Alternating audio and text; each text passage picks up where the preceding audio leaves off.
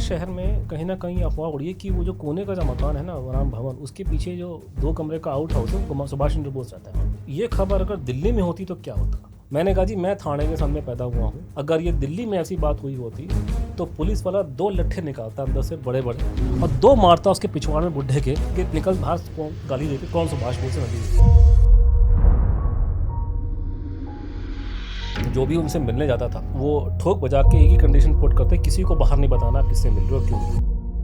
एक जो उनसे मिलने आता था उसने कहीं चिट्ठी लिख दी होम सेक्रेटरी को भारत में कि सुभाष चंद्र बोस यहाँ बैठे हैं। तो उस व्यक्ति को उन्होंने ही बाद में कुछ दिन बाद बुलाया और वही चिट्ठी उसको दिखाई कि तुमने लिखी थी चिट्ठी, भाग जाओ यहाँ से। ये पॉसिबल, आप चिट्ठी लिख रहे हैं दिल्ली में होम सेक्रेटरी को और आपके पास वापस आ गई चिट्ठी उसके पास पहुंच जाती है। अब this is not possible without government intervention. मैं नहीं मान सकता कि वो 30-40 साल तक आदमी यहाँ रहा, उसको लेके इतने कंट्रोवर्सी कोर्ट में केसेस हो गए और ये लोग कह रहे हैं हमको नहीं पता। बाबू तुमको नहीं पता।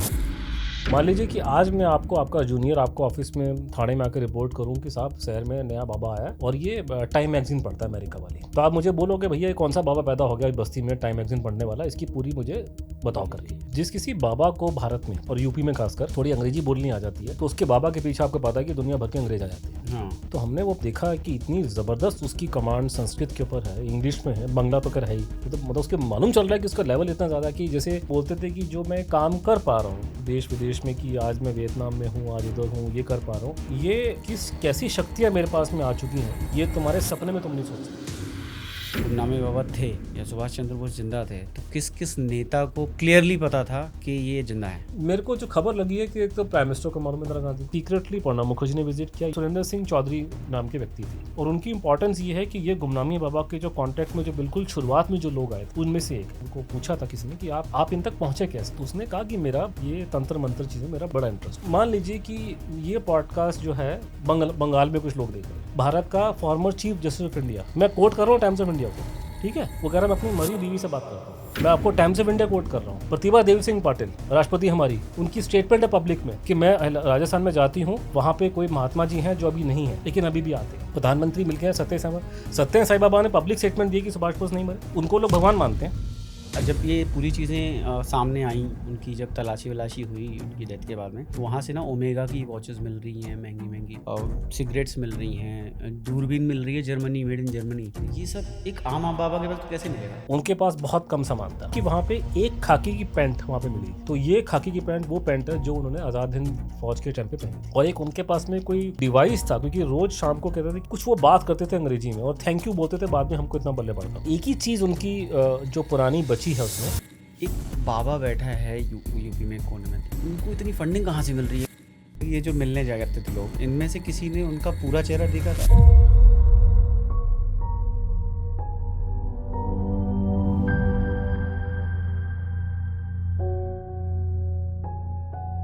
अच्छा, आपके हिसाब से उस टाइम पे जब तक गुमनामी बाबा थे या सुभाष चंद्र बोस जिंदा थे तो किस किस नेता को क्लियरली पता था कि ये जिंदा है? मेरे को जो खबर लगी है कि एक तो प्राइम मिनिस्टर को मालूम, इंदिरा गांधी को, उसके वो तो है, लेकिन जो उनके ही बोलने के मुंह से निकल के जो आ रहा है या जिनके रेफरेंसेस वहाँ पे उन लोगों के मिल रहे हैं, उसे देखा जाए तो चौधरी चरण सिंह जी उनके पास में आया करते थे।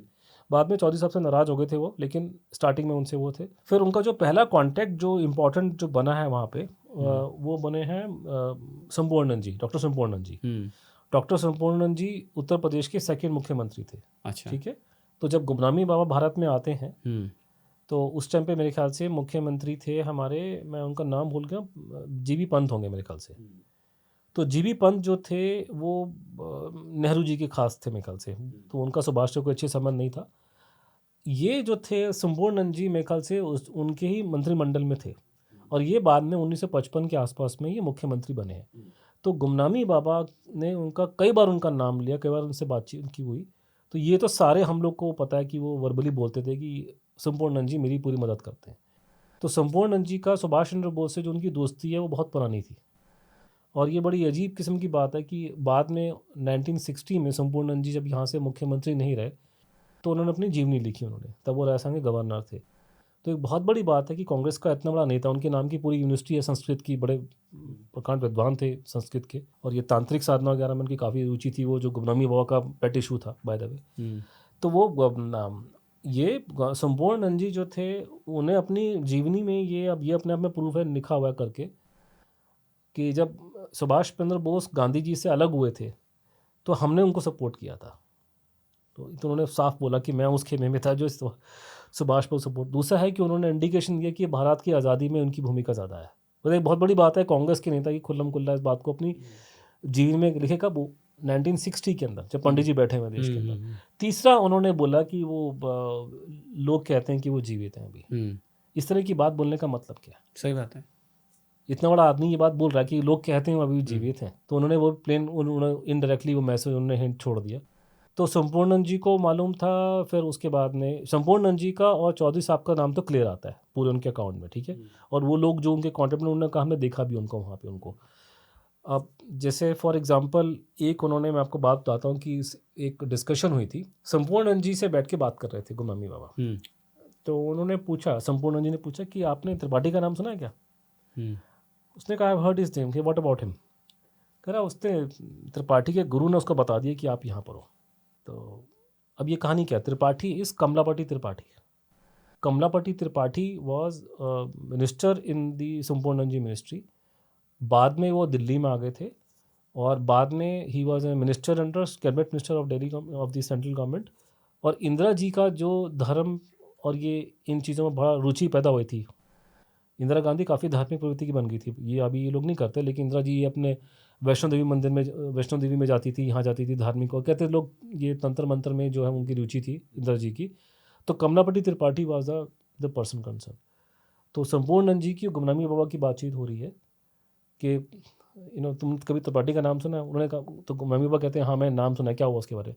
उसने कहा उसके गुरु ने बता दिया कि आप यहाँ पर हो। तो उसका गुरु थे गोपीनाथ कविराज। गोपीनाथ कविराज वॉज ए वेरी एमिनेंट तंत्र एक्सपर्ट। उसका आपको विकीपीडिया में एंट्री मिल जाएगी। तो वो बड़ा ज़बरदस्त एक्सपर्ट था तंत्रिक साधना के अंदर। एक ज्ञानगंज का कॉन्सेप्ट है बड़ा अजीब व गरीब, वो उसकी किताब भी है ज्ञानगंज के बारे में। तो ये जो वो बंगाली था वो, तो उसने उसको बता दिया कि आप यहाँ बैठे हो। तो गोपीनाथ कविराज को मालूम था कि यहाँ पे बैठे हुए। तो गोपीनाथ कविराज ने कमलापति त्रिपाठी को बताया। तो कमलापति त्रिपाठी ऑल्सो न्यू। तब हमें बनारसी दास गुप्ता जो यूपी के एक और मुख्यमंत्री, उनका भी उसमें दिखाई दे रहा है, उनका लेटर वाटर वहाँ से। वो पूछ रहे हैं कि आपकी सिक्योरिटी का क्या किया जाए। तो बनारसी दास जो हैं वो उस ज़माने में गृह मंत्री थे, तो उनका नाम भी उसमें आ रहा करके। उसके अलावा और लोगों के नाम जो उनके हिसाब से या लोगों ने बताया है कि सीक्रेटली प्रणब मुखर्जी ने विजिट किया, ये उसी ने बोला वहाँ पे।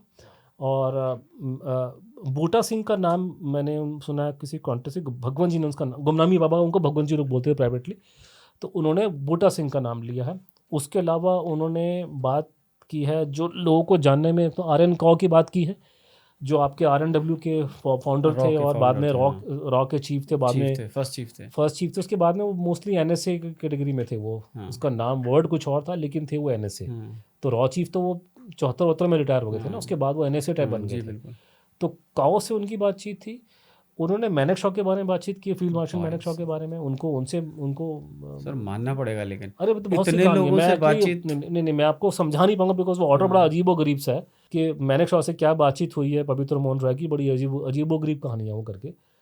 तो वो थे। और उसके अलावा उन्होंने फॉरेन में क्रुश्चेव का नाम लिखा है। Khan of Kalat, Khan of कलात एक प्रिंसिपैलिटी है आपकी, अभी पाकिस्तान में है। और ये लोग पाकिस्तान से बाहर निकलना चाहते थे 47 के अंदर। तो उसका जो प्रिंसिपैलिटी का जो हेड था वो खान ऑफ कलात है। तो भाग के वो लंदन चला गया, उसका लड़का भी लंदन में रहता है, खान ऑफ कलात का। तो आप कह सकते हो पाकिस्तान की सेपरेटिस्ट मूवमेंट है। तो जैसे वो गुमनामी बाबा ने बलूचिस्तान के बारे में बहुत बातचीत करी उस ज़माने में। आप कर रहे हो ना कि बलूचिस्तान में ये हो रहा है, वो हो रहा है, ये हो रहा है। तो वो तो उसी टाइम पे उन्होंने 71 में कहा था कि आप बलूचिस्तान जलेगा, अभी देखना थोड़े दिन के अंदर। तो वो उन्होंने खान ऑफ कलात को जानते थे वो। तो that he spoke but Khan of कलात। उन्होंने जैसे बात की है उसके हिसाब से ख्रुश्चेव, ब्रेजनेव बात की है, ब्रेजनेव के बारे में। उन्होंने होचिमिन के बारे में बहुत बातचीत करी है जो वियतनाम का जो हेड था, उसको जानते हैं। उन्होंने माओ त्से से बहुत बातचीत करी है। ये बातचीत की आखिरी मीटिंग 1972 के आसपास किया माओ के साथ में। भारत में और मुझे नाम नहीं याद आ रही किस ये भी बहुत ज़्यादा लोग आपने बोल दिया नेशनल इंटरनेशनल लेवल पे। अब इतने लोगों से इनकी आज के दिन में China is a close country. मतलब आज की जो जनरेशन, जो ज़्यादातर लोग हमको देख रहे हैं इस टाइम पे, उनको ये सपने में नहीं ख्याल होगा कि हम लोगों ने बिना मोबाइल फ़ोन के ज़िंदगी कैसे बिताई है। क्या जमाना था बिना मोबाइल फ़ोन वाला, है ना? अभी तो पैदा होते ही मोबाइल फ़ोन देख रहे हो, हाँ फ़ोन जी, कर दिया। बिना मोबाइल फ़ोन के मीटिंग कैसे करो किसी के दोस्त के साथ में, बताओ मुझे, ठीक बात है। है ना?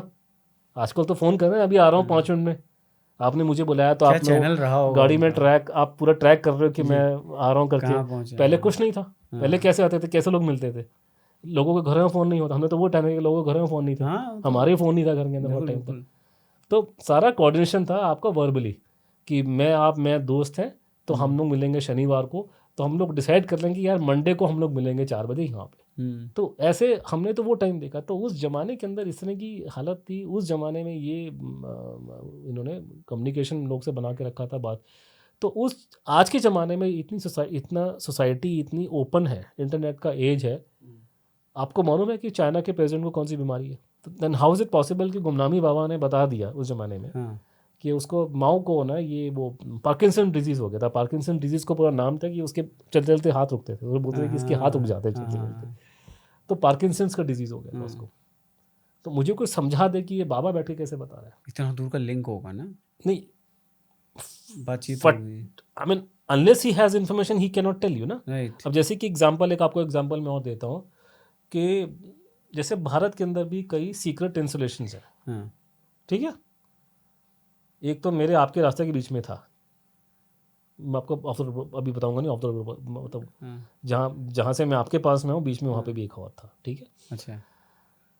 अब मोटा-मोटी आईजी ही मान दी लेते दी हैं। दी हुआ क्या था, जैसे चाइना के अंदर उन्होंने एक सीक्रेट बंकर बनाया था बहुत बड़ा, ठीक है? नेताजी ने? नहीं, चाइनीज़ ने, अच्छा, चाइनीज़। कि चाइना में एक सीक्रेटली एक बंकर बनाया गया था, टॉप सीक्रेट बंकर, ठीक है? मैं उस चाइना की बात कर रहा हूँ जो आज के दिन में क्लोज़्ड है। हाँ, ये बात हो रही है 1970-71 की, हाँ, जिसके बारे में आप और मैं हम भी नहीं सोच सकते, बाकी तो छोड़ दो, हाँ, ठीक है? तो उन्होंने टॉप सीक्रेट एक बंकर अंडरग्राउंड सिटी बनाई, हाँ, जिसको आजकल कहते हैं तिशिया छोंग।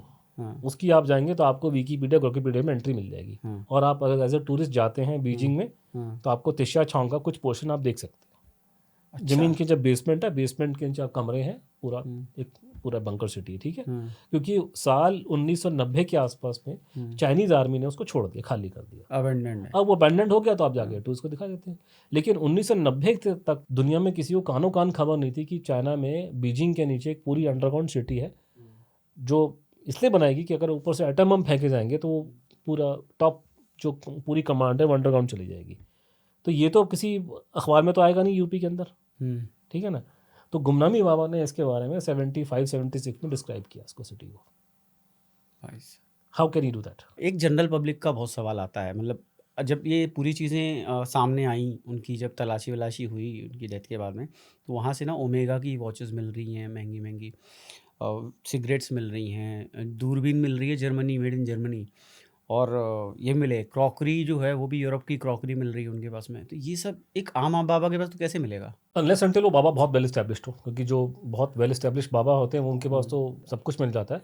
तो हमने वो बात को लेके दिखाया, जैसे फॉर एग्जांपल कि मुझे जगमोहन जी को मैं बता रहा था, उनको मैंने दिखाया कि वो पूरे सामान की इन्वेंट्री बनी है कोर्ट के ऑर्डर पे। तो उसमें जस्टिस राधा विनोद पाल का डिसेंशन जजमेंट है, जो टोक्यो वॉर क्राइम्स ट्रायल में भारत की तरफ से जज गए थे उस ज़माने में। उन्होंने कहा कौन से बाबे बैठ के पढ़ते हैं ये टोक्यो वॉर क्राइम्स ट्रायल के बारे में। हुँ, तो उसमें ये निकल के आ रहा है कि जिस किसी बाबा को भारत में और हुँ, यूपी में खासकर हुँ, थोड़ी अंग्रेजी बोलनी आ जाती हुँ, है, हुँ, हुँ। तो उसके बाबा के पीछे आपको पता है कि दुनिया भर के अंग्रेज आ जाते हैं। हाँ। तो हमने वो अपना इसका देखा कि इतनी ज़बरदस्त उसकी कमांड संस्कृत के ऊपर है, इंग्लिश में है, हुँ, बंगला तो खैर है ही। हुँ, हुँ, हुँ, तो ये आदमी घर में छुप के कैसे बैठा हुआ है? हुँ, मतलब उसके मालूम चल रहा है कि उसका लेवल इतना ज़्यादा है कि जैसे एक मैंने एग्जांपल शायद आपको पता नहीं, याद नहीं, पिछले पॉडकास्ट में दिया था कि नहीं हुँ, दिया हुँ, था, हुँ, कि बस्ती में वो थे हुँ, 1960 के दशक में। तो अगर मान लीजिए कि आज के दिन में बस्ती में मान लीजिए कि मैं और आप वहाँ पे हैं, लोकल इंटेलिजेंस यूनिट में काम करते हैं, और आप मेरे सीनियर हैं, आप मैं आपका जूनियर हूँ। हुँ, मैं आज की बात कर रहा हूँ, ठीक है, हुँ, 2025 की। हुँ, हुँ, हुँ, मान लीजिए कि आज मैं आपको आपका जूनियर आपको ऑफिस में थाने में आकर रिपोर्ट करूँ कि साहब शहर में नया बाबा आया है, और ये बस्ती शहर में बस्ती में एक नया बाबा आया है, हुँ। और ये टाइम मैगजीन पढ़ता है अमेरिका वाली। ओ भाई! तो आप मुझे बोलोगे भैया ये कौन सा बाबा पैदा हो गया इस बस्ती में टाइम मैगजीन हुँ, पढ़ने वाला, इसकी पूरी मुझे बताओ कुंडली करके। चाहिए, हाँ। और मैं आपको उस आदमी के 7 जन्मों का रिकॉर्ड निकाल करके, ये की इंक्वायरी थॉरो होती है बिल्कुल, ये एक चीज़ निकाल के पुलिस वाले निकालते हैं, हुँ, इंटेलिजेंस वाले। हुँ, आपको मैं 7 जन्मों का रिकॉर्ड निकाल के दूंगा, इस बाबा कौन है, कब आया, क्या है करके। तो 1960s में ये आदमी वहाँ बैठा हुआ है बस्ती में, उसके पास टाइम मैगजीन वो पढ़ता है, वो रीडर डाइजेस्ट वो पढ़ता है, ठीक है, और अखबार पढ़ता है हिंदी के, और बांग्ला के और इंग्लिश के। उसके सारे अलावा उसके मिलते बाद भी उनको पीजी जगह पे। वुडहाउस के नॉवल पढ़ता है। मुझे पता नहीं आप में से कितने लोगों ने पीजी वुडहाउस पढ़ी है, मतलब पीज बड़ा मशहूर है इंग्लिश का होता। चार्ल्स डिकन्स का नाम सुना होगा, चार्ल्स डिकन्स का पूरा कलेक्शन चार्ल्स डिकन्स का, विलियम शेक्सपियर का कलेक्शन है। फिर वो विल एरियल डोनाल्ड, बड़े जाने माने अमेरिकन हिस्टोरियन, कितनी मोटी मोटी किताब है, हिस्ट्री ऑफ सिविलाइजेशन के वॉल्यूम है, सारे वॉल्यूम मिले, वॉल्यूम पे कट मार्क किया हुआ करके, आई मीन अनइमेजिनेबल। उसका जो पूरा हजारों किताब है, कौन पैसा पढ़ता है चीज़ों को। ये तो फिर उसके साथ में उसने किताब वो भी पढ़ी है, पीएन ओक की, जो वो तेजो महल वाला जो था ना, पीएन ओक। तो P N Oak army INA Subhash Bose के साथ में थे वो, तो उनकी भी पढ़ी, सभी पढ़ते थे वो बैठ के। तो कौन सा बाबा पढ़ेगा ये सब? कोई बाबा नहीं पढ़ेगा, वेरी वेरी हाईली क्वालिफाइड, तो वो नॉर्मल बाबा तो है नहीं करके।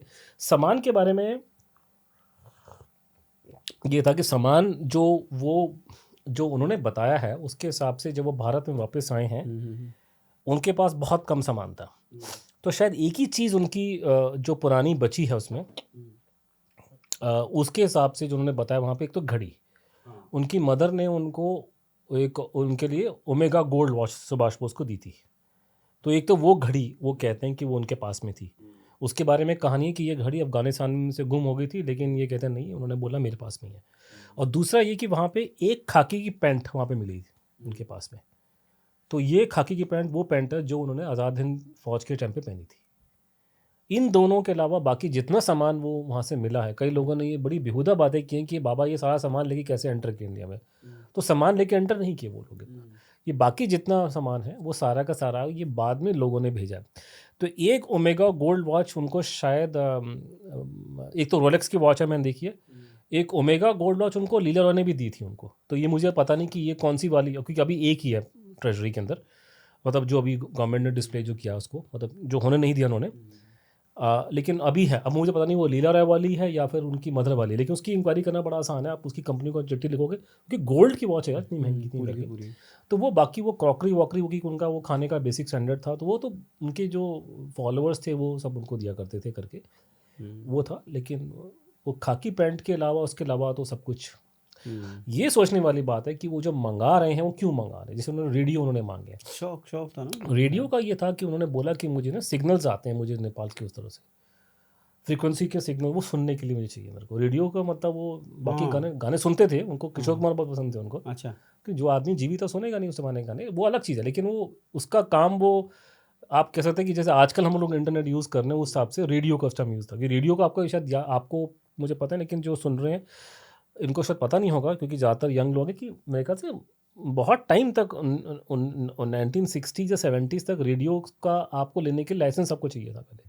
You could not go and buy radio from the shop just like that. आपको लाइसेंस गवर्नमेंट से लेना पड़ेगा पहले। हाँ, वो फ्रीक्वेंसी पे काम कुछ कर पता नहीं क्या था, तो ये रेडियो मंगाया उनसे उन्होंने। फिर कौन ही कह सकता है कि मतलब बाबा थे। बाबा नहीं थे, ये तो रिजेक्ट करता है, बाबा नहीं थे। बाकी आपको ये दिखाई दे रहा है कि नॉट ओनली वो बाबा नहीं था, वो बहुत ज़्यादा हाईली क्वालिफाइड आदमी है, बंगाली है, पढ़ा लिखा है, तो पता लगा आदमी कौन है। और ऊपर से उनके कमरे में वो भी मिल रहे हैं, जापान वियतनाम के मैप्स मिल रहे हैं। वो मैप में वो तो उन्होंने हाथ से बनाए थे, तो उसमें तो हैंड राइटिंग तो उन्हीं की सुभाष बोस की है, उसमें वो आइडेंटिफाई कर लिया। अच्छा, आयोग को जब ये चीज़ें मिली थी, जब अलग अलग आयोग बने या जब उनके जाने के बाद, डिमाइस के बाद में, तो बहुत सारी चीज़ें गायब भी कर दी गई क्या? सारी गायब जगह चीज़ नहीं हुई है गायब। जब ये गुमनामी बाबा की जब डेथ बताई जाती है उस टाइम पे, क्योंकि उससे पहले उनके पास में गन तो इनके पास पहले भी थी, गायब होगी।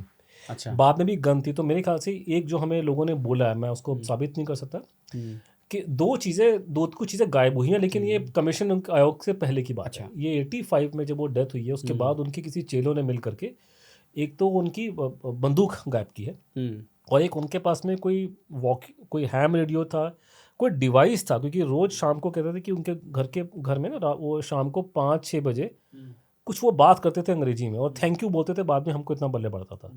तो कोई डिवाइस था उनका, वो वायरलेस सेट टाइप था कुछ उनके पास में।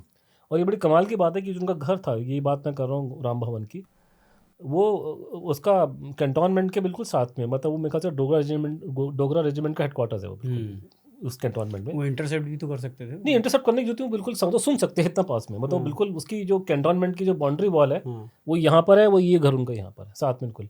और लोग बोलते फौजी भी उनके पास में आया करते थे वहाँ पे। तो ये कि वो वहाँ पे कोई हैम रेडियो या वो इस तरह का ये कोई डिवाइस बिना गवर्नमेंट की परमिशन के कोई चला सकता नहीं है नॉलेज के। अच्छा, तो लोकल गवर्नमेंट ने वो तो मैंने आपको बोल दिया, मेरी जो नॉलेज है वो तो मैंने साफ बोल दिया कि उसके 50 हम कारण गिना सकते हैं। कि जैसे एक कहानी आपको सुनाता हूँ मैं कि जो भी उनसे मिलने जाता था वो ठोक बजा के एक ही कंडीशन पुट करते, किसी को बाहर नहीं बताना आप किससे मिल रहे हो, क्यों मिल रहे हो, ठीक है। तो एक जो उनसे मिलने आता था उसने कहीं एक चिट्ठी लिख दी उसको होम सेक्रेटरी को, भारत में रजिस्टर्ड पोस्ट डाल दी कि सुभाष चंद्र बोस यहाँ बैठे हुए हैं। तो उस व्यक्ति को उन्होंने ही बाद में कुछ दिन बाद बुलाया और वही चिट्ठी उसको दिखाई कि तुमने लिखी थी चिट्ठी, ये भाग जाओ यहाँ से। ये पॉसिबल, आप चिट्ठी लिख रहे हैं दिल्ली में होम सेक्रेटरी को और आपके पास वापस आ गई, चिट्ठी उसके पास पहुंच जाती है। ये तो रिकॉर्ड पे नहीं, इसको छोड़ो, अब रिकॉर्ड पे बताता हूँ आपको मैं करके। एक पत्रकार बंधु हैं अभी, डॉक्टर वीरेंद्र मिश्रा जी होने चाहिए, डॉक्टर साहब थोड़े बुजुर्ग होंगे भी, हमसे मिले थे तो मैं रिकॉर्ड पे उनका नाम, कोर्ट के रिकॉर्ड पे नाम आ रहा है। डॉक्टर वीरेंद्र मिश्रा जी पत्रकार भी थे। तो एक करंट नाम की मैगजीन पे वो काम करते थे, बॉम्बे की मैगजीन थी। तो जब अयोध्या में वो थे तो वहाँ के उनके मकान मालिक वगैरह को कुछ उन पर कुछ कि आदमी कौन रहा, तो गाड़ियाँ आ रही हैं, को क्या प्रॉब्लम है, उनको शक हुआ। तो उन्होंने उसको, वो तंग पड़ गया था मकान मालिक वहाँ पे, उनको सोडी। तो उन्होंने कहा कि इसको इनको निकालो यहाँ से, मेरे प्रॉब्लम हो रही है घर में, अजीब अजीब बातें कर लोग कर, रात को कोई ट्रक आ रहे हैं, गाड़ियाँ आ रही हैं, अंधेरे में निकल रहे हैं लोग रात को। तो ही बिकेम वेरी सस्पिशियस। तो उसने कहा कि इस पर स्टोरी फाइल, तो उसने एक कोई बिल्कुल ही लोकल पेपर में ना एक स्टोरी निकालने की कोशिश करी इसके बारे में कि कोई अजीब किस्म का साधु यहाँ बैठा हुआ है और ये उसके बारे में कहा जाता है कि ये आदमी जो है ना ये CIA का एजेंट है। तो ये CIA का एजेंट ना उस ज़माने में एक जुमला था गाली देने का लोगों को, जो हर एक आदमी को एजेंट बताओ CIA का। लेकिन ज़्यादातर उसने ये लिखा वीरेंद्र मिश्रा ने कि लोग कह रहे हैं सुभाष चंद्र बोस हैं और ये बाहर नहीं आना चाहते, और इनको कुछ बंगाली इनको 5 मिलने आते हैं कलकत्ता, जिनका नाम मैंने आपको गिनाया पहले, आपको मैंने विजय बाबू वगैरह सब करके, उनको नहीं मालूम था, मुझे मालूम चला, तो उनको किसी को नहीं मालूम था उनके बारे में। ये तो बाद में ही 2001 के बाद उन्होंने मुँह खोला अपना।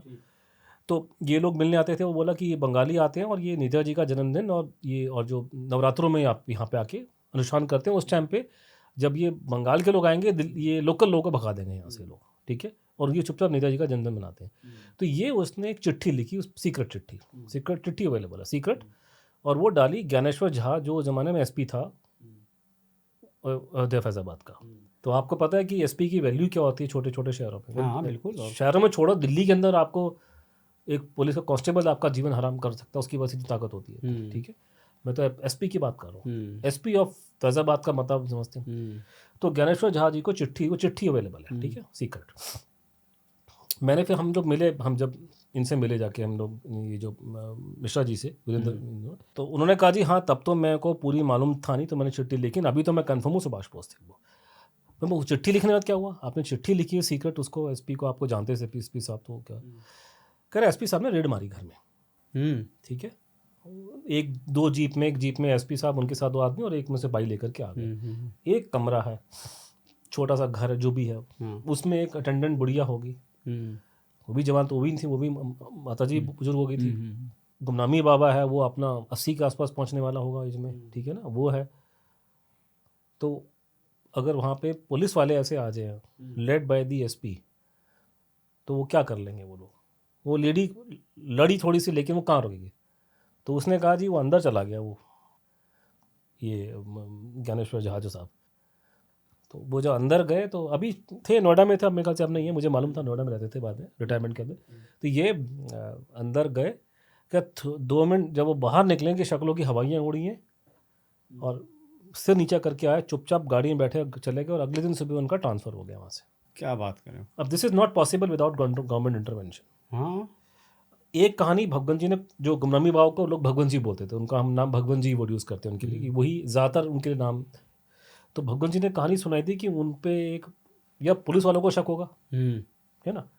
तो मैंने भी खुद पुलिस के कांस्टेबल से बात की जो उस ज़माने के पुराने रिटायर लोग थे वहाँ पे थे। तो एक भगवंत जी ने कहानी सुनाई थी कि वहाँ का एक लोकल SHO को इन पे शक हो गया। अब वो लहर झगड़ के घर में आ गया कि कौन है, कौन बाबा, शक्ल दिखाओ मुझे। आपको मैं समझाने के लिए एक कॉन्टेक्स्ट का देता हूँ करके, जो मुझे पता है कि जब मैं 2001 में जब मैं वहाँ पे गया, तो एक लोकल फॉलोअर ने उस टाइम पे अब तो नहीं रहे वो। तो उन्होंने मुझे बताया कि अनुज जी आप मुझे बताइए, आप तो दिल्ली से आए हैं, ये फैज़ाबाद का ये सिविल लाइंस का इलाका है और यहाँ पे डिस्ट्रिक्ट मजिस्ट्रेट का ऑफिस है, यहाँ पे उसका घर है, एसपी साहब का घर है, और फिर यहाँ ये बड़ी बड़ी कोठियाँ हैं जो इस शहर की इसके जाने माने अमीर लोग रहते हैं, और अमीर बड़े लोग हैं, उनके बच्चे फॉरेन में रहते हैं, इतने बड़े घर कौन लेके बैठेगा, हम तो फ्लैटों वाले लोग हैं।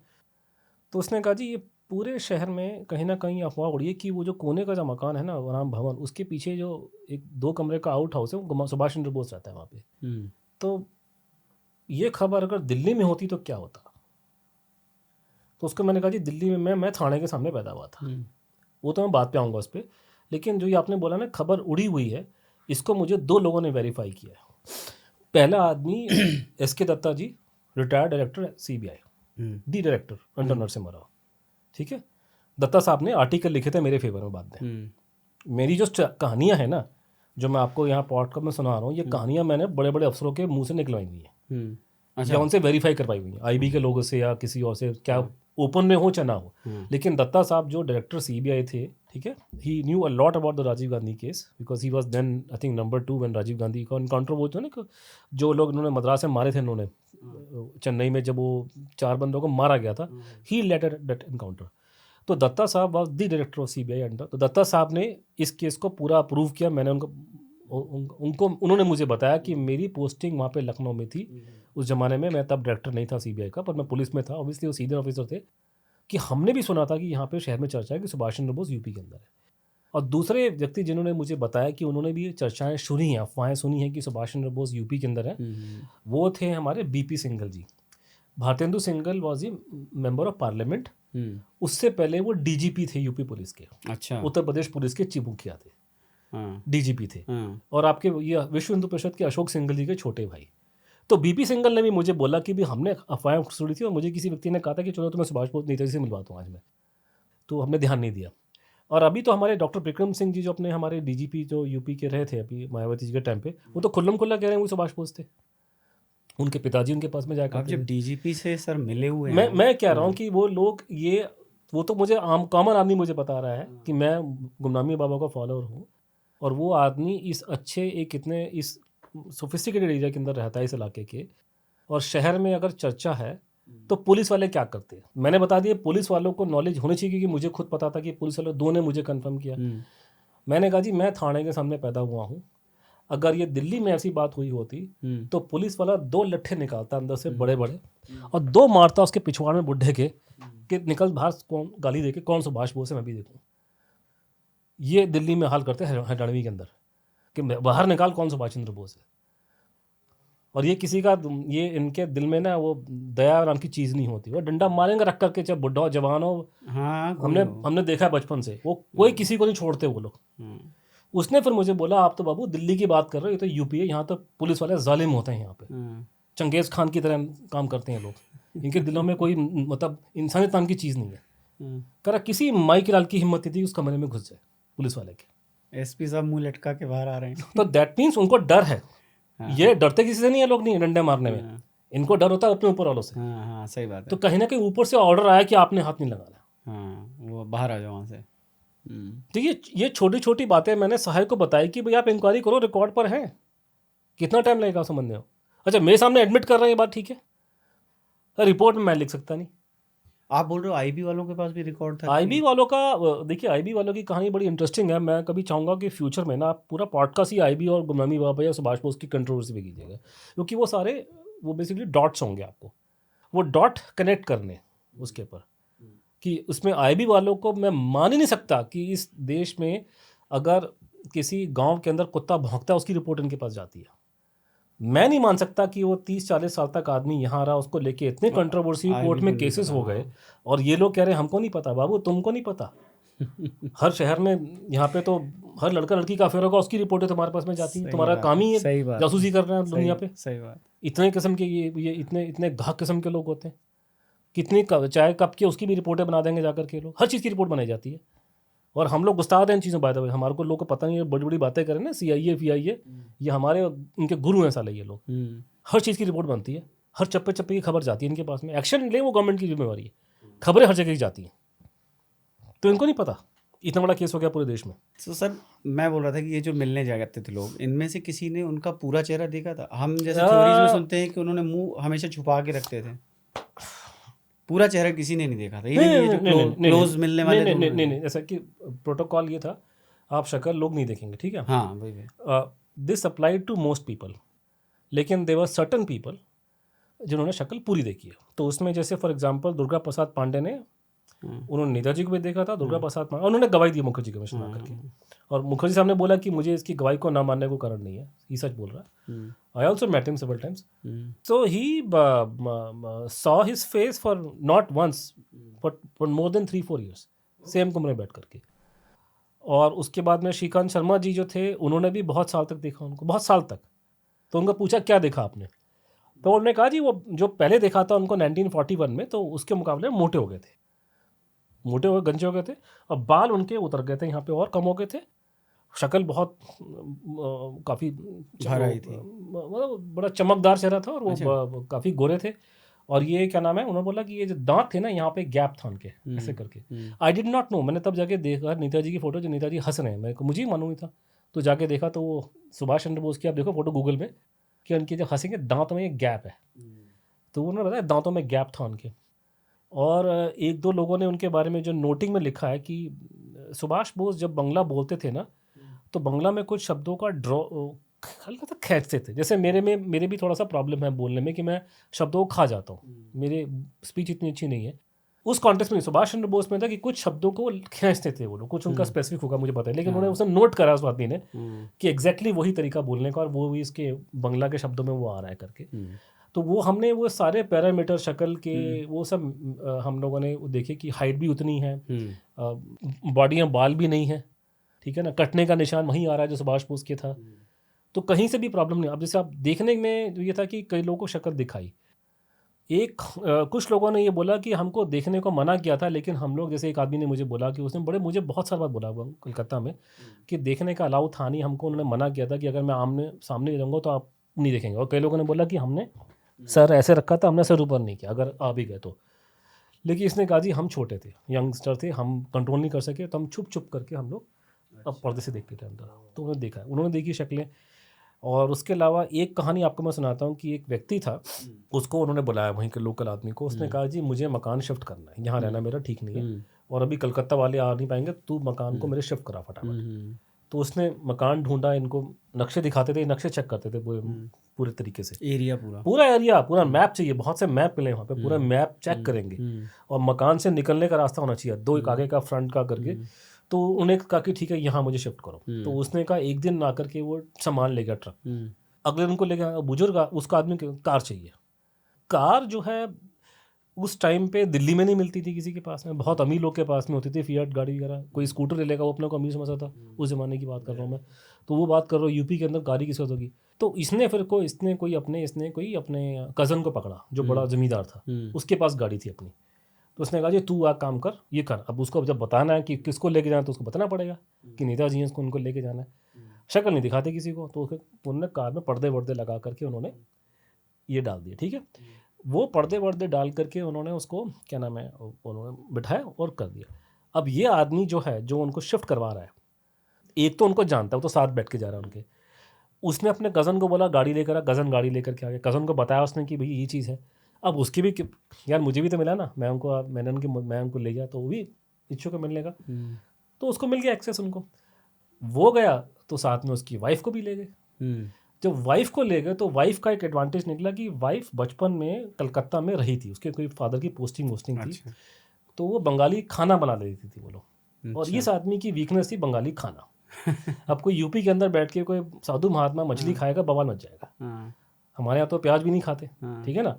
तो वो बंगाली खाना खाते थे, जो उनकी सब्जी भाजी ये वो जो उनके स्टाइल से खाना जो है, वेज नॉन वेज जो भी है करके, तो वो उनको अच्छा लगता था बचपन में। उनको जो आदमी बचपन में खाया वो आदमी कभी छोड़ेगा नहीं ना। तो उनकी अच्छी बन गई, तो होता कि वो दोनों हस्बैंड वाइफ और उनके 2 छोटे बच्चे वो जाके उनसे मिलते थे, ठीक है। तो एक दिन क्या हुआ कि वो जो छोटे वाला बच्चा था वो बड़ा नटखट था, तो उसने जा करके पर्दा खींच दिया, वो शक्ल पूरी उनकी एक्सपोज कर दी उनको। तो ऐसे ही लोगों ने देखा करके। ओहो। अब ये कहानी की मुझे कैसे मालूम चला इस कहानी के बारे में, कहानी का मालूम ये चला कि ये बात कोई हमारे जानने वाले अपने किसी साथी को बता रहे थे जो कोई फॉर्मर पुलिस कमिश्नर है। हाँ, अच्छा, और अरे हमारा भी कोई कुलीग ऐसी बातें करता है। सो दैट बच्चा इज अच्छा वो became a senior and he was a IPS officer oh, senior level पे। जिसने देखा था। वो जिसने वो पर्दा खींचा था ऐसे बच्चे के तौर पे। अच्छा, बच्चा तब था, अभी तो वो सेंसिटिव नौकरी कर रहा है। ठीक बात। तो ऐसे 1000 लोग हैं। मैं आपको मैंने एक एग्जांपल दिया, हम्म, ऐसे बहुत से लोग हैं अच्छा, जो सिस्टम मुझे में हैं, जो एक बाहर चीज़ और नहीं आना बताओ। चाहते, हाँ, जिन्होंने देखा है, मैं एक चीज़ को जिन्होंने लेके बातचीत की, जिनको नॉलेज है, और वो कहते हैं कि हम लोग किस मुंह से बाहर हैं। मैं एक चीज़ को लेके बड़ा क्यूरियस हूँ इस पूरी उसमें आपने जो सीन बताया पूरा कि एक बाबा बैठा है यूपी में एक कोने में, तो उनको इतनी फंडिंग कहाँ से मिल रही है कि इतनी चीज़ें अरेंज देखिए कर ले रहे हैं? 63 से बात तो जो कलकत्ता वाले, क्योंकि फंडिंग तो उनके फॉलोअर्स देते थे उनको। अच्छा, 63 के बाद से ज़्यादा तो कलकत्ता वाली पार्टी दे दी है। उससे पहले आपका थोड़ा बहुत यहाँ से, आपका क्या नाम है, थोड़ा बहुत संपूर्णन जी के होते थे, प्रॉब्लम उनको नहीं थी, थोड़ा वहाँ से वो अरेंजमेंट कर देंगे, तो वो लोकल फॉलोअर करते थे। वो तो घर से निकलते थे नहीं, उनके पास तो कोई नौकरी थी नहीं। फंडिंग ऐसा नहीं था कि फंडिंग ये थी कि उनका रहन सहन ठीक हो जाए, हाँ, कि बट उनका बिस्तरा ठीक हो जाए, लेकिन उनको कुछ तकलीफ में थे। पैसे नहीं देने पड़ रहे हैं, गाड़ी अरेंज हो गई, घर के सामान सारे वो है। बोलने से हो जाता था, किताबें सब तो लोगों ने बाहर से भेजी, वाह। वो हो जाता करके। अच्छा, एक चीज़ मुझे बताओ, मैं ये आउट ऑफ द बॉक्स पूछ रहा हूँ, may be this is not an hour question also. सबका एक क्रश होता है, सबका कुछ होता है, आपने इतनी स्टडी करी है, बोस जी का भी कुछ ऐसा था, मतलब, या हम एक फ्रेंड एंगल की बात करें, जैसे लीला रॉय जो थी उनकी मित्र थी। देखिए सुभाष चंद्र बोस की जो आपको सवाल जो आपने पूछा, उसमें ये बोलूँ कि नेताजी जो थे ना, वो बहुत ज़्यादा धार्मिक प्रवृत्ति के इंसान थे बचपन से। अच्छा। मैं नेताजी की बात कर रहा अच्छा, हूँ। तो सुभाष चंद्र बोस के बारे में ये था कि वो बड़ी धार्मिक प्रवृत्ति के इंसान थे, और वो जब पैदा हुए थे हाँ, तो उनको शायद अंग्रेजी पहले बोलनी आई थी ढंग से। ठीक है, अच्छा। वो ऐसे थे मतलब करके। और जब वो कलकत्ता शिफ्ट हुए अपने उड़ीसा से, इधर से कटक से, तो लोगों ने उनके बंगला के एक्सेंट का मजाक उड़ाया था स्कूल में, क्योंकि उनकी बंगला इतनी अच्छी नहीं थी। फिर वो आदमी इतना बच्चा इतना तेज हो गया कि वो 14-15 साल की ऐसे आते आते, उससे पहले उसने सारे धार्मिक ग्रंथ पढ़ने शुरू कर दिए। हाँ, हाँ, ये देखिए सुभाष बोस को या बंगाल में लोगों में तंत्र मंत्र में इंटरेस्ट है, वो सबको पता है, कॉमन बात है। ठीक है, वो हमारे धर्म का हिस्सा है, और बंगाल में तांत्रिक चीज़ों को माना जाता है, वो कल्ट है वहाँ पे। तो यहाँ पे इनका ये था कि ये जब उन्होंने ये बात नेताजी ने भी कही थी, ये भी कहते कि मेरे को कोई शादी वादी में और इनमें किसी में कभी इंटरेस्ट नहीं था। अच्छा, ये उन्होंने साफ बोला कि मेरा मैं ओके, उस मामले में वो नहीं था, इंटरेस्टेड नहीं था। उनको हमेशा से अध्यात्म में इंटरेस्ट था, नंबर 1। नंबर 2, जब वो रशिया में थे 1950 में, तब उन्होंने संन्यास ले लिया। तो संन्यास उन्होंने 50 के आसपास में जाके ले लिया। ठीक है, यहाँ के बोलते कि मैं दशनामी सन्यासी हूँ, ये उन्होंने वर्ड भी यूज़ किया, दशनामी सन्यासी थे मैं। और जो उनका फिर वो ये बोलते थे कि जो मैं काम कर पा रहा हूँ देश विदेश में, कि आज मैं वियतनाम में हूँ, आज उधर हूँ, ये कर पा रहा हूँ, ये कैसी शक्तियाँ मेरे पास में आ चुकी हैं, ये तुम्हारे सपने में तुम नहीं सोच सकते। क्योंकि वो लगातार तंत्र साधना में करते करते वो तो ये एक उनके नया एंगल स्टोरी का है ये कि इतना ज़्यादा लेवल बढ़ गया था। अच्छा, उसने कहा आपके ये दिमाग से बाहर, अब ये पूरी कहानी को ना सोचने का एक तरीका है। मैं आपको एक एग्जांपल देता नहीं, हूँ। ठीक, बिल्कुल। उसका तरीका ये कि एक सुरेंद्र सिंह चौधरी नाम के व्यक्ति थे, और उनकी इंपॉर्टेंस ये है कि ये गुमनामी बाबा के जो कॉन्टेक्ट में जो बिल्कुल शुरुआत में जो लोग आए थे, उनमें से एक है। अच्छा, और ये आखिर तक रहा है, मतलब बीच बीच में कनेक्शन ना हो, लेकिन ये क्योंकि हमें उनके गुमनामी बाबा के बारे में हमें 1963 से काफ़ी नॉलेज है, लेकिन उससे पहले बहुत कम पता है। और ये तो बिल्कुल अर्लीस्ट फेज है कि 1950-51 के बाद हाँ, के जब आए थे 55 में आए थे। तो क्योंकि वो किसी को ज़्यादा बातें बताते थे नहीं, आपको इतनी बताई, आपको आधी बताई। अगर आप कलकत्ता से आ रहे हैं 2 आदमी, आप आ रहे हैं, तो आपको रिसीव करने कोई और जाएगा, होटल का इंतजाम कोई और करेगा, थर्ड आदमी आपको लेकर के आएगा, और ये आदमी उसको नहीं मालूम चलेगा मैं क्या, जैसे IB के लोग काम करते हैं, किसने कहाँ क्या तो ऐसे ये ऑपरेट करते थे ये करके। तो उसमें मान लीजिए सुरेंद्र सिंह चौधरी, मैं उनसे मिला नहीं, लेकिन उनके रिकॉर्ड उनके जो स्टेटमेंट दिए हैं वो अवेलेबल हैं, या लोगों उनसे मिले थे। चौधरी साहब ने, ये सुरेंद्र सिंह चौधरी ने, ये इटावा वाले जो थे, उन्होंने उनको पूछा था किसी ने कि आप इन तक पहुँचे कैसे। तो उसने कहा कि मेरा ये तंत्र मंत्र चीज़ों में मेरा बड़ा इंटरेस्ट है, और मैं तो पहले इनको साधु महात्मा समझता था, वो तो बाद में उनसे सुभाष चंद्र बोस है। लेकिन मैं पहुंचा कैसे कि मेरे को कोई इलाहाबाद के अंदर कोई मुझे पंडित जी जानते थे, और पंडित जी को भी इन चीज़ों में ये हम अनुष्ठान करते थे इसमें। तो एक बार वो कोई प्रक्रिया कर रहे थे जिसमें उन्होंने कहा कि इसकी श्यामा प्रसाद मुखर्जी की प्रेतात्मा आ गई, और वो बोला कि आई हैव बीन मर्डर्ड, उनको मुझे मार दिया गया। Go tell Subhash about me, hmm, he is in Lucknow. Hmm, कि उसने ये बोला कि ये अनुष्ठान जो ऐसे करते करते श्याम प्रसाद मुखर्जी की प्रेतात्मा ने आके ये बोला कि मेरा मार दिया गया, मेरा खून हुआ है, सुभाष को सन ऑफ इंडिया सुभाष को बताओ कि मैं वो अभी लखनऊ में है। हम्म, तो ये आदमी कहता है मुझे ऐसे हिंट मिला इनके बारे में, ऐसा कुछ उसने बोला। मतलब मैं आपको कहानी बता रहा हूँ करके। ये अलग ही एंगल है ये पूरा का पूरा, मतलब। अब मान लीजिए कि ये पॉडकास्ट जो है बंगाल में कुछ लोग देख रहे हैं, और बंगाली जो है ना बड़े मतलब उनकी जो इंटेलिजेंस का लेवल है ना, नॉर्मली अगर आम भारतीय का अगर IQ लेवल 4 है, उनका 8 पे चलता है, उनका ज़्यादा इंटेलिजेंट होते हैं वहाँ के लोग। और ख़ासकर वहाँ पे वो जो आपके जो वो 2-3 यूनिवर्सिटीज़ हैं ना, जादवपुर की और वो प्रेसिडेंसी यूनिवर्सिटी, वो अपने आप को एक नंबर का साइंटिफिक और रैशनल आदमी मानते हैं। ठीक है, उनका विश्वास, खासकर उनका हिंदू धर्म में विश्वास ही कुछ नहीं है उन लोगों का। तो अगर उनको ही ऐसी बात बोली जाए तो ये बोलेंगे कि ये पॉडकास्टर भी पागल है, अनुज भी पागल है, ये पागलपंथी की बातें कर रहे हैं। भूत तो होता नहीं साइंस में, कोई बोलता नहीं है ना भाई। साइंस में तो किसी ने प्रूव नहीं किया, कोई यूनिवर्सिटी में रिसर्च तो है नहीं कि भूत कौन से भूत आत्मा शाम पर। तो ये बोलेगा ये तो ना पागल खाने में जाने के लायक है, और वो साइंस के जुमले देगा हमारे को। ठीक है, they talk much about energies. ना they talk about communist party and Mahatma Gandhi. अरे एक नंबर के झूठे लोग हैं, मैं आपको बता रहा हूँ कि ये ऐसे लोग मजाक उड़ाएंगे। ठीक है, उसका मैंने काउंटर किया, मैंने कहा जी मैं तो कोई धार्मिक आदमी नहीं हूँ, लेकिन मैंने आपको ये बताया कि ये कहानी है, मैं आपको सुना रहा हूँ, I am just only the messenger. कि इन्होंने इस तरह की कहानी सुनाई थी जिसका मैंने आपको लबो लबाब बताया आपको मैंने। तो उसके आप सुने, और आज का खासकर अगर प्रेसिडेंसी यूनिवर्सिटी के कोई हैं तो आप उसका मजाक उड़ाएंगे कि पागलपंथी की बात है, कोई साधु, ये कोई प्रेतात्मा कहाँ से आ गई, तो साइंस ही नहीं होती कोई करके। तब मैं आपको इस कहानी पे एक कहानी और ला दूं कि गुमनामी बाबा भगवान जी ये बोलते थे कि अब्राहम लिंकन का भूत व्हाइट हाउस में आता है।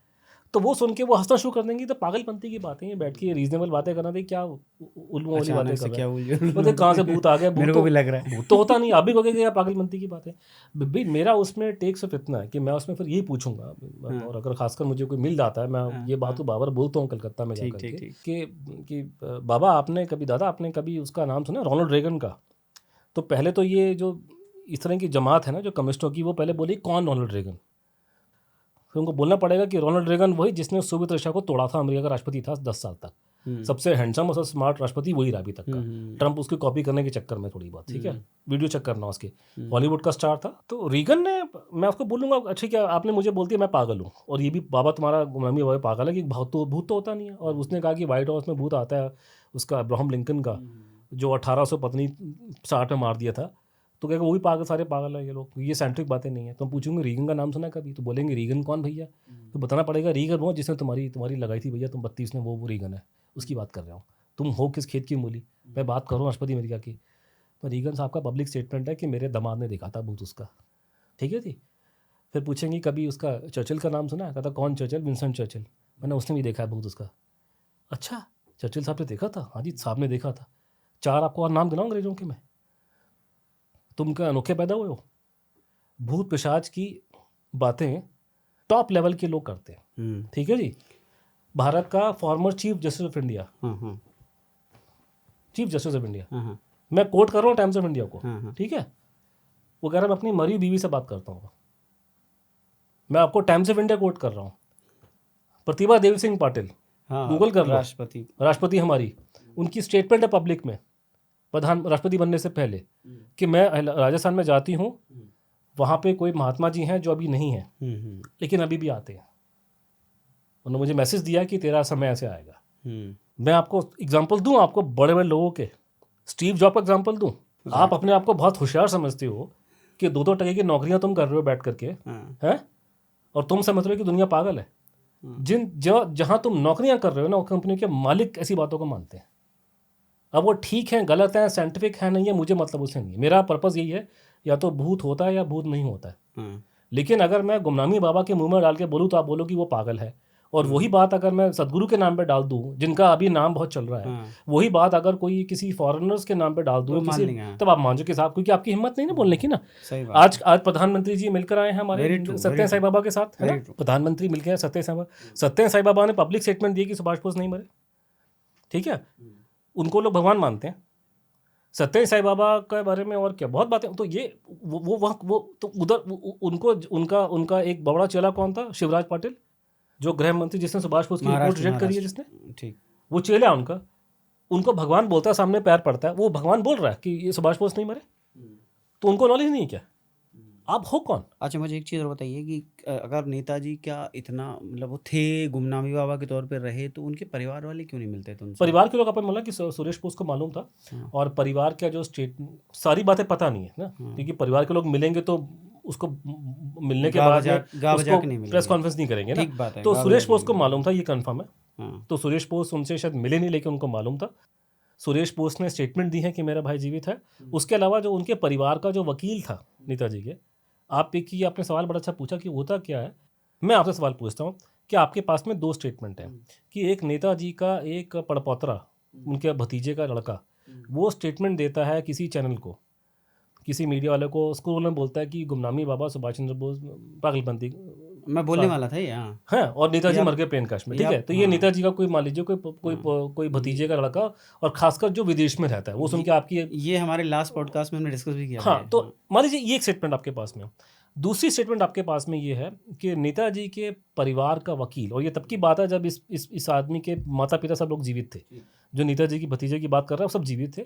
उस परिवार का वकील खोसला कमीशन के सामने जो उनकी जो आर्गूमेंट चल रही है, उसमें वो अपोजिशन रखता है कि हमारे परिवार के हिसाब से वो अभी जीवित है शायद। तो मैं किसकी बात मानूं? मैं इसकी मीडिया की बाइट मानूं कि कोर्ट में दिए हुए उसकी कमीशन के सामने जो उसके वकील ने, जो वकील भी छोटा मोटा आदमी नहीं है, वो पुराना गवर्नमेंट का मिनिस्टर था, वेस्ट बंगाल गवर्नमेंट का, वो बहुत जाना वकील था वो, और वो सुभाष बोस को जानता था पर्सनली। पर ऐसा मतभेद क्यों कि इस परिवार के लोग बोल रहे परिवार हैं कि के नहीं, लोग में अलग अलग, पहली बात तो परिवार, आप जिसको परिवार बता रहे हो, परिवार बहुत बड़ा है, ठीक है। हाँ, ये भी तो नेताजी के भाई बहनों ने किसी ने माना नहीं, प्लेन क्रैश में कौन था, भतीजा भज्जी भांजों ने किसी ने माना, 1-2 जो कांग्रेस में चले गए। अभी जो बैठे इनको कुछ पता उसके बारे में है नहीं, और ये छुपा रहे हैं चीज़ों को। इनको जिस दिन बिठा के इनको ग्रिल किया जाएगा, तो ग्रिल कोई करता नहीं है, किसी जर्नलिस्ट के पास में वो नॉलेज तो है नहीं। आप उन्हीं बंदों को पूछो कि तुम 4 साल पहले तुम्हारी स्टेटमेंट कुछ और थी, आज तुम कुछ क्यों अब बोल रहे हो, ठीक है। और ये सवाल उनसे सीधा पूछो कि तुम्हारे परिवार के वकील ने, इज इट अ फैक्ट और नॉट। खोसला कमीशन की रिपोर्ट उठा लो, जिसकी आप खुद तारीफ करते हैं, उसमें आपके ही परिवार के वकील ने ये दिया हुआ है कि वो अभी जीवित है 73 में। तो उसका मुझे आंसर दो आप, बाकी को मारो गोली आप, ठीक है। तो वो कर रहे हैं, परिवारों को मालूम था। अच्छा, एक महाकाल नाम का कोई डॉक्यूमेंट भी मिला था उनके पास, इसका कुछ महाकाल आपको उनके मालूम लिए महाकाल का मतलब है काली माँ जो है उनका बच्चा। तो Mahakal is also a name for Gumnami Baba. तो अपने आप को महाकाल भी, मतलब उसको महाकाल भी बोलते, महाकाल इन दी कॉन्सेप्ट ऑफ, जब उनके आप स्पिरिचुअल पावर्स में, एक तो गुमनामी बाबा है, एक गुमनामी बाबा वो है जो बहुत बड़ा, जो तांत्रिक साधना कर सकते हैं, ये कर सकते हैं, स्पिरिचुअली उनकी पोजीशन है। तो महाकाल भी उन्हीं का नाम है। अच्छा, हाँ, जब अब एक और चीज़ है बट कि महाकाल शिवजी नहीं, ये इनका मतलब काली माँ के लड़के, बेटे। हाँ। अच्छा। तो ये अपने आपको काली माँ का, और उनके लिए काली माँ और ये अपनी माता और ये भारत माता सब बराबर है। वो तो ये देश जननी, गंगा जननी, काली माँ, ये सब मेरे लिए सब एक है। ठीक बात है। और हर एक लेडी में अपनी माँ देखते थे वो लोग, उनका ये था। हाँ, क्योंकि वो शुरू से स्पिरिचुअल उसकी तरफ हाँ, चले वो गए हर एक में कोई भी लेडी को अपना माँ, इनफैक्ट जैसे इंदिरा गांधी को पसंद नहीं करते थे वैसे वो, लेकिन जब इंदिरा जी को गोली मारी है तो बहुत नाराज हुए थे कि किसी लेडी के ऊपर ऐसे हथियार उठाना पाप है, ये मारना नहीं किसी को। अच्छा, ये भी आया स्टेटमेंट में? ये नहीं, उन्होंने ये बोला कि मैंने काओ को बोला था कई बार कि इनकी सिक्योरिटी बढ़ा, उसने मेरी बात नहीं मानी। ये उन्होंने क्या बात कर रहे हैं? हाँ, आरएन काओ का नाम लेके बोला हाँ, कि इसको मैंने कितनी बार बोला था कि इसकी सिक्योरिटी बढ़ा। मीनवाइल आरएन का वो एस्टेब्लिश्ड बाय इंदिरा गांधी, उन्होंने करा ही। वो सिस्टम के आदमी होते थे, वो तो पहले से थे, तो उनको गजब बात है। अच्छा, एक बात बताइए, अगर किसी की मौत होती है आज की डेट में, हम लोग तो पहले सबसे पहले जाके डेथ सर्टिफिकेट बनवाते हैं। हाँ, तो नेताजी का सर्टिफिकेट डेथ का जैसे पूरी कहानी है ना, वो जो 45 में जब प्लेन क्रैश हुआ था, तो सर्टिफिकेट उनका नहीं मिल रहा, दूसरे मिल रहे हैं, उनका नहीं मिल रहा, और फिर सर्टिफिकेट झूठे निकल रहे हैं। तो पूरी कहानी जो है ना, जो मुखर्जी कमीशन के सामने, वो सर्टिफिकेट के मिलने ना मिलने से ही पूरी डिस्ट्रॉय हुई है। अच्छा, वहाँ से बर्बाद हो गई पूरी। अच्छा, लास्ट में जो गुमनामी बाबा वाला हिस्सा है जिसमें उनके क्रिमिनेशन हुई, उसका भी कोई रिकॉर्ड नहीं है सरकारी? नहीं, रिकॉर्ड इन द सेंस कि वहाँ पे पुलिस जो थी, आप मेरे ख्याल से आपका सवाल हो सकता है कि वो गुमनामी बाबा का डेथ सर्टिफिकेट क्यों नहीं? हाँ, ठीक है ना। देखिए, गुमनामी बाबा जो था, एक वो सीक्रेटली अंडर द रडार रहते थे, ठीक है। उनका पब्लिक में कोई नाम नहीं था, डीलिंग नहीं थी। और उस टाइम पे उनके सबसे क्लोज जो चेले थे वो थे डॉक्टर आर.पी. मिश्रा जी, ठीक है।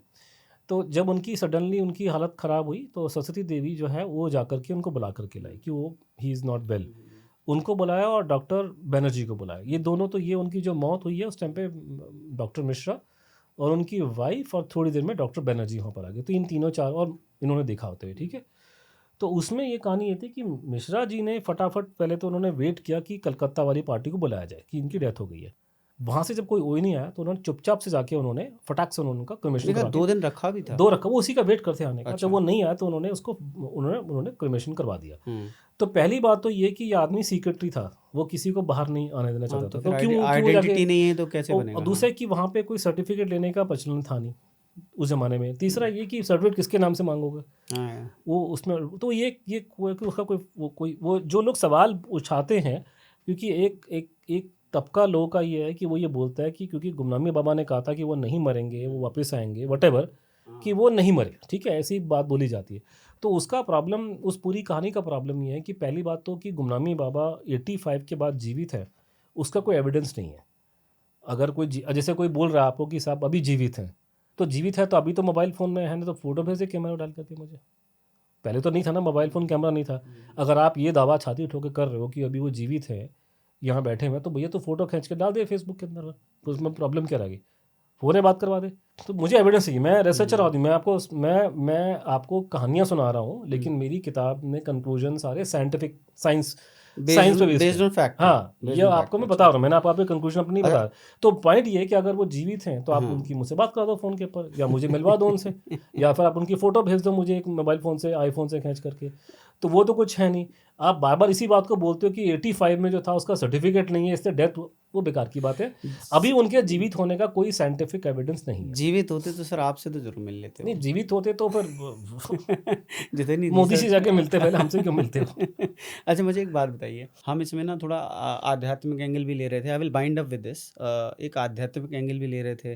तो जो नेताजी की मौत थी, या गुमनामी बाबा बोल लो, उनकी मौत जो थी, मेरा क्वेश्चन ये है कि नेचुरल थी या फिर कुछ According उसके to the पीछे people who are there, हाँ। he died naturally, of course. परिवार वाले जो हैं वो आपके पीछे बिल्कुल पड़े हुए हैं, हाथ धो के बोलते हैं आपने बहुत डिफेम कर दिया उनको। मैंने आपको एग्जांपल दिया कि जब ये पूरा मुद्दा उछला था तो ललिता बोस वहाँ गई, जो नेताजी की भतीजी थी, और मिस्टर रॉय जो उनके भांजे थे। हाँ हाँ हाँ। तो मैं सवाल ये पूछता हूँ कि ललिता बोस मेरी आंटी है तुम्हारी आंटी है, ये बताओ, बुआ किसकी थी वो? मेरी तो बुआ थी नहीं, तो मुझे क्यों ब्लेम ठोक रहे हो? तुम्हारी तो बुआ गई थी वहाँ पे, तुम्हारे परिवार के लोग गए, तुम्हारे परिवार के लोगों ने बोला वो जीवित थे।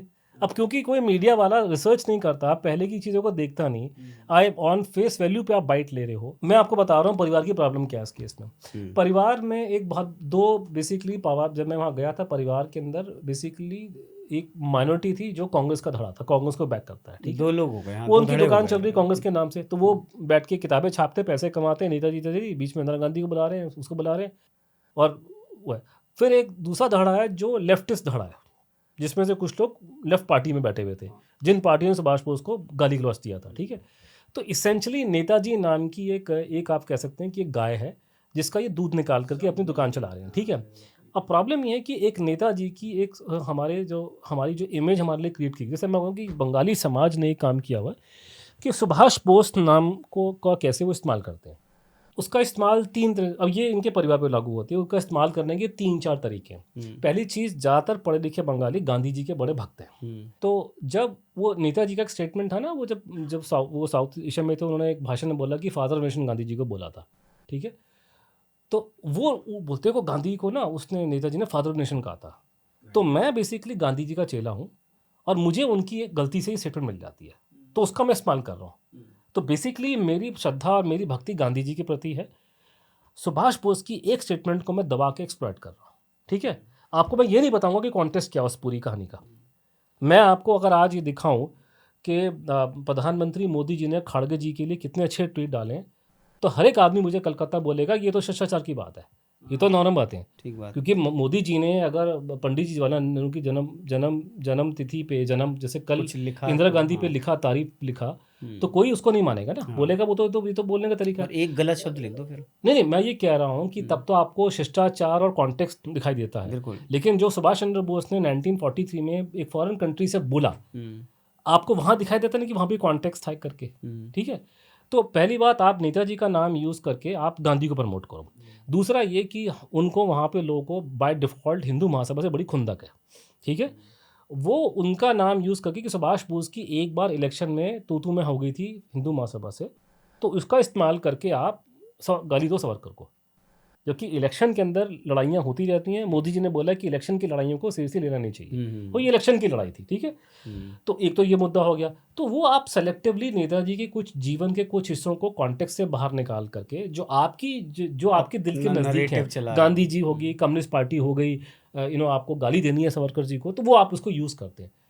तो सुभाष बोस नाम की सुभाष बोस की एक इमेज है कि नेताजी बड़े वो थे, बहादुर थे, लड़ाई करते थे, ये है वो है, मतलब देश के लिए, और उनके साथ में हिंदू मुस्लिम सिख ईसाई सब इकट्ठे हुए।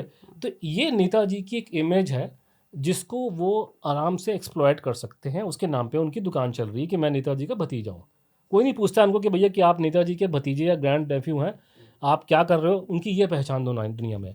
आज के दिन में अगर मैं आपको बोलूं कि ये सुभाष चंद्र बोस की आप जो इमेज दिखा रहे हो वो जीवन के 2 साल की थी, उसके बाद वो आदमी साधु बन करके अयोध्या में रहा है।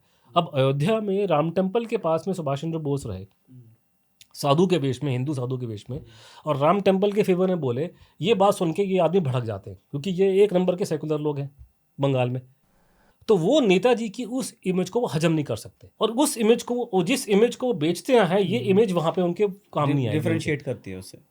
ये वो सुभाष बोस नहीं है जिसको ये यूज़ कर सकते हैं। तो इसलिए उसको गाली दे रहे हैं कि साहब हम, ये तो पागलपंती की बात है, ठीक है ना, कि सुभाष बोस ने ये कहा था। सुभाष, और इस बात का गुमनामी बाबा ने, मैं कभी इस पर पूरा पॉडकास्ट करने बोला है कि जो बात मैंने कही या करी सन 40 के दशक में, उस समय और काल परिस्थिति के लिए वो बिल्कुल ठीक थी, लेकिन आज मेरा जीवन का नज़रिया कुछ और है। जो कपड़े पहनता हूँ गर्मी में वो सर्दी में नहीं पहनूंगा। उन्होंने मैं मजाक भी किया था एक बार कि मेरे लिए अच्छा कि मैं मर चुका हूँ, कि आप मुझे कम से कम ये नहीं बोल सकते कि आज आप उस टाइम पे तो आपने ये कहा था, आज आप बिल्कुल उल्टी बातें कर रहे हो। कह रहा कि मैं वो आदमी नहीं रहा, मैं वो बोला मैं वो मेरे मेटामॉर्फोसिस हो चुका है, ये वर्ड यूज़ किया, मेटा पूरा कंप्लीट चेंज हो गया। मैं वो व्यक्ति जिसको आप जानते थे वो मर चुका है। मैं एक नया आदमी हूँ सन 50 के बाद से, उससे मेरा कोई कनेक्शन नहीं है। मैं मर चुका हूँ, मैं नया हूँ, और मैं जो उस ज़माने में जो सोचता था वो उस ज़माने में ख़त्म हो गया। तो उनके विचार बहुत ज़्यादा बदल गए। तो उन्होंने बातें उन्होंने बोली थी, और ये था, ये भी उन्होंने बोला कि उस ज़माने के अंदर मुझे मालूम था कि जो मैं बोल रहा हूँ वो ठीक है गलत है, लेकिन मुझे बोलना पड़ता था क्योंकि यही राजनीति, और ये वही है, आप क्या बोलें, टाइम के हिसाब से चलता है। Thank you so much for coming to the podcast again, और बहुत सारी बढ़िया आपने इनसाइट्स भी बताई हैं। तो दोस्तों, अगर आपको गुमनामी बाबा की कहानी, पूरी जो बायोग्राफी है, जो जीवनी है, वो समझ में आई हो और काफ़ी कुछ इंटरेस्टिंग चीज़ें आपको मिली हो जो आप एक्चुअली में जानना चाहते थे, आज अनुज सर के माध्यम से आपको पता लगी हैं, तो आप अनुज सर को सपोर्ट कर सकते हैं। हम अनुज सर की जो सपोर्टिव लिंक्स हैं वो आपको वीडियो में डिस्प्ले कर देंगे। अनुधर से रिलेटेड अगर आप उनको किसी प्रकार से सपोर्ट करना चाहते हैं तो अनुधर, आप कुछ कहना चाहेंगे? नहीं, मैं ये आप ही को बात को ऐड करूँगा कि मेरे को जो केस को आगे ले जाने के लिए, क्योंकि इसमें बहुत सी बातें हैं इसके अंदर, तो पहली चीज़ है कि जो वीडियो देख रहे हैं ना वो वीडियो शेयर करें जी, ठीक है।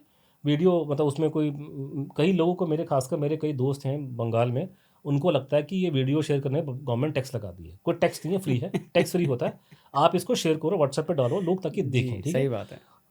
सारे बातों के जवाब आपको 1 घंटे 2 घंटे में नहीं मिलेंगे, नहीं मिलते हैं, ठीक। सवाल रेस करो, और पॉडकास्ट होंगे, वापस आऊँगा, डिस्कशन होगी, बात निकल के आएगी, क्योंकि मेरे पास बताने के लिए भी बहुत लंबी बात है। अभी मैं यहाँ बैठ के आपको अपने सोर्स में नहीं बताने के लिए, मैं आपको कहानी सुनाने के लिए 25 साल 2 घंटे में नहीं होगा। नहीं, कहानी बहुत लंबी है, मेरे 25 साल की नहीं, कहानी बहुत लंबी है। तो सवाल उठें, डिस्कशन हो, इसको शेयर करो। शेयर करेंगे तो तभी, जब तक बात बढ़ेगी नहीं, लोग देखेंगे नहीं, कोई ध्यान देंगे, क्योंकि हमारा मेन बात है कि जब तक आप इशू को इम्पोर्टेंट नहीं बनाएंगे, पॉलिटिकल पार्टीज पे एक्ट नहीं करेंगे, प्रेशर नहीं होता। तो पहला तो ये करना। दूसरा, आपने बोल दिया कि मेरी किताबें हैं वो पढ़ सकें, पढ़ लीजिए, अंग्रेजी में है तो अगर वो उसमें सब कुछ लिखा हुआ है। और ये क्या नाम है, उसके अलावा मेरा UPI डाल दीजिएगा, थोड़ा पैसा अगर लोग दे दें थोड़ा बहुत तो फ़र्क पड़ता है। मैं देखो बहुत किस्म के जो एंटी नेशनल घटिया लोग हैं उनको तो लाखों देते हैं लोग को। मैंने वहीं पकड़ लिया, मैंने कहा उनको तुम पैसे दे रहे हो लाखों रुपये, मैं क्या, मैंने पाप की, मैंने क्या, मुझे भी 10 रुपये दो उठा करके, कि जब गलत आदमी पैसे मांग सकता है उसको तुम पैसे दे रहे हो। मैंने तो कई बार ऐसे केस देखे कि जो आदमी ऑलरेडी, जो खासकर क्रिकेट वाले, वो अरबों रुपए कमा रहे हैं, ये उनको भी पैसे देने को तैयार हो जाते हैं। आपके पैसे नहीं चाहिए उनको भैया, बहुत पैसा उनके पास में। तो जो ऐसे लोग जो लड़ रहे हैं, समाज में लड़ाई लड़ रहे हैं, देश के लिए काम कर रहे हैं, उनको थोड़ा तो पैसा दो भैया। चलिए, आप लोगों से विनती है कि लिविंग वायरल का ये वीडियो आपने देखना है और शेयर करना है। और मैंने पहले भी बोला था कि कोई टैक्स नहीं लगता है इनको शेयर करने में, अच्छे काम हो रहे हैं देश के लिए। ये इस तरह के अगर कोई स्पेस मेरे जैसे लोगों को बुला करके वो दे रहे हैं, इतना टाइम दे रहे हैं, उनके पास में भी और गेस्ट बुलाने के लिए थे, उन्होंने मुझे बुलाया, मुझे कि अच्छा काम मैं कर रहा हूँ, नेताजी की बात कर रहा हूँ। तो अगर आप उन्होंने मुझे स्पेस दिया, आप लोग भी थोड़ा इसको मदद कीजिए और वीडियो को शेयर कीजिए ताकि और लोग देखें, और लोग देखेंगे तो लोगों में जानकारी बढ़ेगी तो कहीं ना कहीं मुद्दा केस ये सोल्यूशन